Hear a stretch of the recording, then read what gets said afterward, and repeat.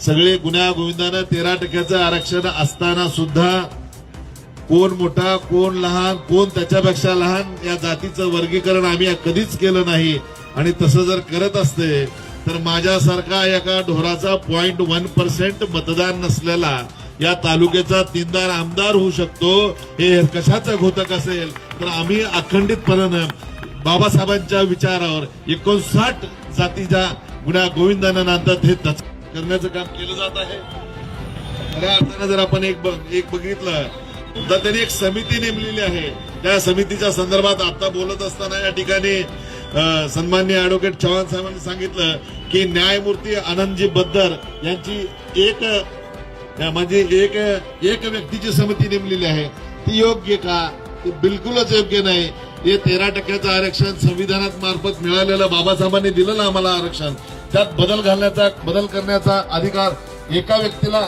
आणि त्याचबरोबर आपण जर बघितलं त्या बद्दल समितीच्या बाबतीत तर त्यांचा अहवाल अजूनही आपल्याला प्राप्त झाला नाही। तो अहवाल सार्वजनिक व्हायला पाहिजे, त्याच्यावर चर्चा व्हायला पाहिजे, लोकांतून मतं मागवली गेली पाहिजे। मग देशातलं धोरण ठरवत असताना त्या विधानमंडळात असेल लोकसभेत असेल तुम्ही काय बदल करायचा तो नंतरचा भाग जाईल, पण त्याआधी तो अहवाल आम्हाला वाचण्यासाठी प्राप्त व्हायला पाहिजे, तेही झालेलं नाही।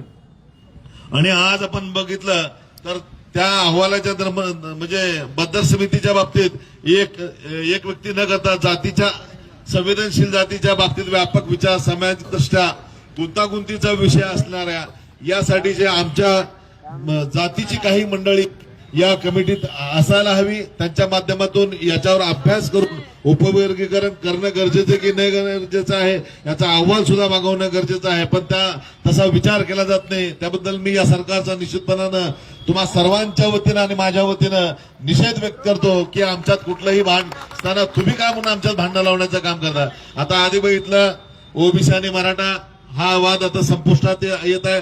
आता आपल्या ताणीपुरा आपण भांडणं करावीत आणि त्याचा फायदा म्हणजे इंग्रजाची जी नीती म्हणली जाते त्या नीतीप्रमाणे आपसात भांडण लावण्याचं काम करण्याचं काम केलं जात आहे।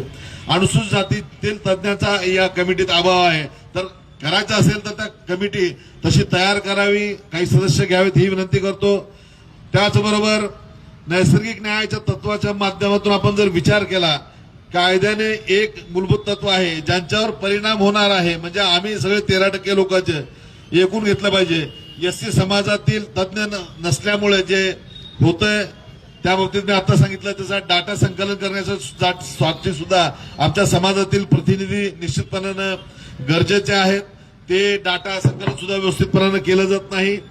या एकंदरीत होणाऱ्या वर्गीकरणामुळे आम्हाला खूप मोठा सेटबॅक या ठिकाणी बसणार आहे। त्याबद्दल मी असं म्हणेन हे उपवर्गीकरण करत असताना उपवर्गीकरण रद्द करा, संविधानाचा सन्मान करा, सामाजिक न्यायावर घाला नको, उपवर्गीकरणाला थारा नको, उपवर्गीकरणाचा निषेध असो। संविधान जिंकले, अन्याय निश्चितपणानं होणार नाही आमच्यावर। त्यामुळे हे संविधान टिकवायचं असेल तर आमची ही एकत्रित असलेली लढाई लढण्यासाठी आपण सर्वजण या पुढच्या कालखंडात याही पेक्षा तीव्र आंदोलन करायची गरज पडली तर आपण निश्चितपणे साथ द्याल ही अपेक्षाही मी या ठिकाणी